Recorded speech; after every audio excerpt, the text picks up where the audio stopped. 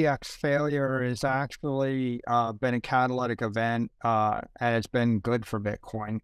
I think it's really highlighted the strengths of proof of work, highlighted the strengths of a network based upon Bitcoin mining that's a commodity.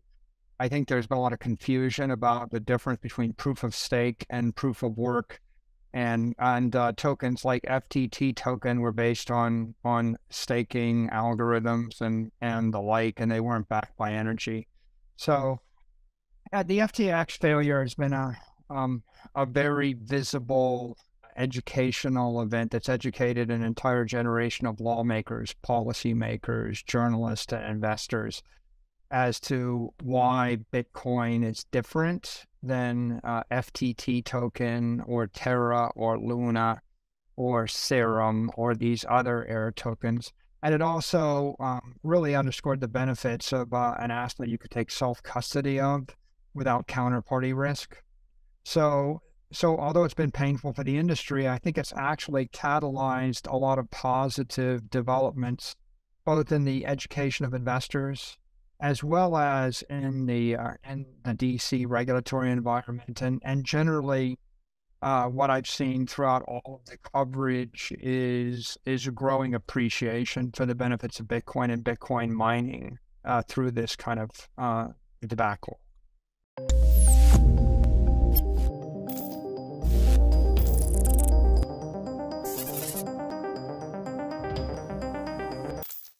Bitcoin is in for a new big rally as market strength copies conditions from after the 2018 bear market. According to the latest analysis, BTC USD will continue to head higher after some consolidation thanks to key signals from its relative strength index.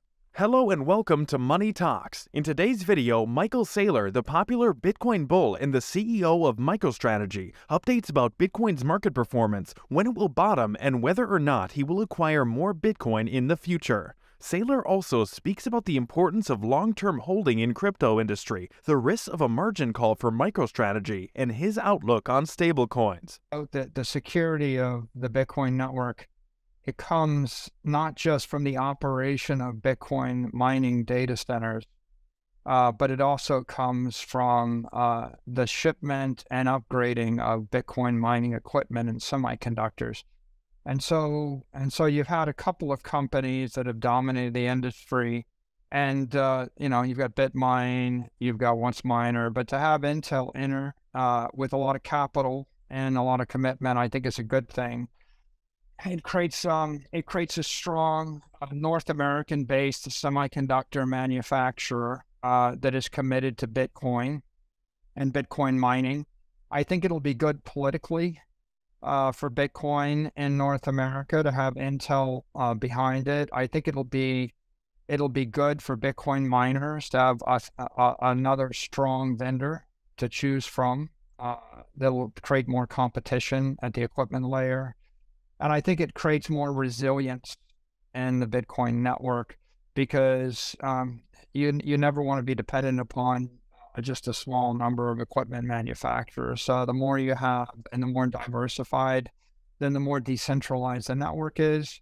So I see this as it's a welcome improvement of decentralization and resilience, while at the same time it undermines narrative that the equipment is sourced out of China, and ultimately what you really want is you want a strong Chinese equipment manufacturer to encourage everybody in the China sphere of influence to trust Bitcoin, and you like a strong North American equipment manufacturer to encourage everyone in the Western world to trust Bitcoin. And it's always good to have choices for negotiation if you have to buy the equipment. So I think the result of that is great for the network. And then the last point is it will accelerate the improvement in network efficiency, both the energy efficiency. It'll drive us down the joules per terahash curve faster with another aggressive investor and equipment manufacturer. And I think it also helps us build a mechanical advantage of ASIC technology versus general purpose CPU technologies. And as the ASIC technology advances, that creates a mechanical advantage for Bitcoin security, and ultimately that's very auspicious for the entire network and the asset class.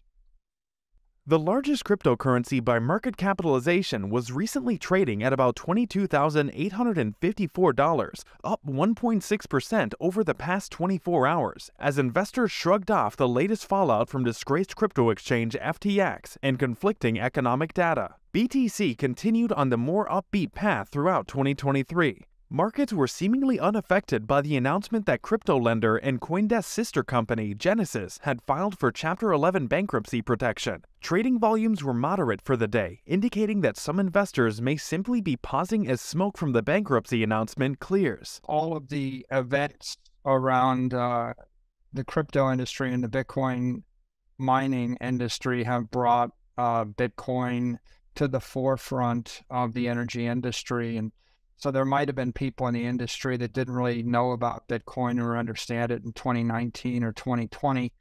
And in 2021, they started to hear about it. But 2022 was kind of a coming out party.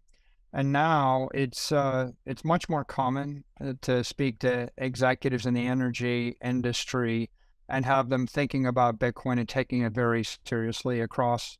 You've got nuclear, it's a solution for nuclear, a solution for natural gas, a solution for stranded energy sources everywhere in the world, a solution for stranded hydro. You're reading stories in the Tech Review about stranded hydro plants in the Congo where it's being used. There really isn't a day when you don't read a story about some energy provider that was struggling with the problem. And I think in the height of the bull market, Bitcoin mining equipment was getting very expensive, and they might have been a bit afraid. But now the equipment it's much less expensive. There's more equipment on the market. You've got a whole set of industry restructuring dynamics where people are out actually knocking on doors and talking to the energy companies who are extremely well capitalized yet conservative. So this is exactly the time when they start to look at this and think, this is about the right thing for us. We can buy the equipment much cheaper than it would have cost us a year or 2 years ago. There's an easy partner. There's a lot of companies that want to partner with us. We've got a problem, and we've got lots and lots of examples of success stories. So I think that Bitcoin is becoming increasingly intertwined with the energy industry, and it's pretty clear that it's synergistic. If you're a Bitcoin miner, you kind of have to have a good strategic relationship with your energy provider. I think that's been made abundantly clear in the past, 12 months. But if you're an energy company, you can't help but notice there's this, clean, high baseload user of energy that can operate intermittently anywhere in the world.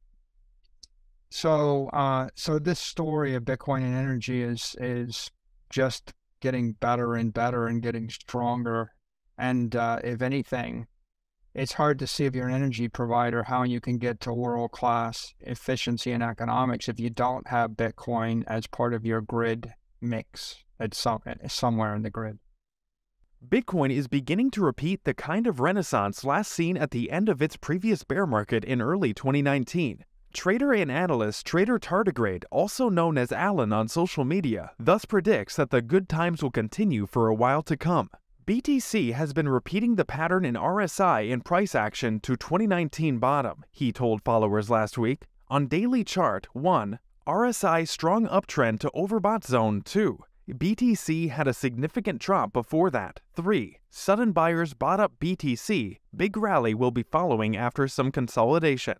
It's just important for people to remember that proof of work is a security protocol based upon two inputs: raw energy or electricity, and then also semiconductor hardware hashing capacity. And what's happening is that the hashing capacity, the ASIC efficiency keeps improving, and it's, as Ben pointed out, it's improved by 5,800% over 8 years. It seems to be marching up at 15% a year, somewhere between 15 and 20% a year. It might it might slow down or go faster from time to time. But when you're running at that level and you start to think about the exponential impact, what you can see is that we're in the middle period, I think, of Bitcoin mining. I think the early years, like the first few years, it was very energy intensive, back when you saw those non-ASICs, when you didn't have ASICs using CPUs and GPUs. It was on the margin more energy intensive and used raw power. And we're in the middle years where it's kind of half energy. The story is half energy, and the other story is half technology. And then if you roll the clock out more than 20 years from now, if you go out 30 years, between 30 years and 60 years, there'll be a point at which the network is secured more by the special purpose technology, and to be dominant in Bitcoin mining, it's going to be a capital intensive, technology intensive exercise, and your ability to get energy is going to become less important. Now, mind you, not in the next decade, but the implications is the network morphs from energy intensive to technology intensive. And a simple analogy would be, if you go to the agriculture industry, when people they didn't have tractors and internal combustion engines, everything was labor intensive, and you had an army of people farming. And then machines came along, and eventually, if you're a farmer, you better have a tractor, because it doesn't matter if you have 10,000 people. What matters is if you have the equipment to manufacture the food. So I think, Bitcoin's right in that middle period where energy matters and technology matters. And now there's a little bit of a race, and the question is how much faster will the technology evolve? And with the entrance of Intel, it kind of suggests that technology is going to evolve faster than it would have otherwise evolved. And eventually Bitcoin mining is a technology industry, and Bitcoin is secured by technology. And that's really good, because what that means is that over time, the security cost of the network is going to fall with the improvement in technology. And that's important. When you get to $100 trillion on the Bitcoin network, you don't want to have 20% of it staked, like in a proof of stake network. What you want to have is billions of dollars of special purpose equipment that secures all of the monetary assets, and it secures it 1,000,000 times more efficiently than general purpose equipment. And that's what's going on right now with ASIC semiconductor technology advances. And ultimately, it's a good thing for Bitcoin. It's a good thing for Bitcoin miners. It's a good thing for anyone that's going to be a technology leader in the space, like Hive, that's embracing, Intel and variable clock rate machinery. This is the future of the industry. Once upon a time, it's a question of how hard could you work and how cheap was your labor. But clearly, that's not an industry you want to be in long term if you're smart. So, do you agree with Michael Saylor's take on Bitcoin? Tell us in the comments. Also, don't forget to like and subscribe. See you soon with the next video. Thank you so much for watching.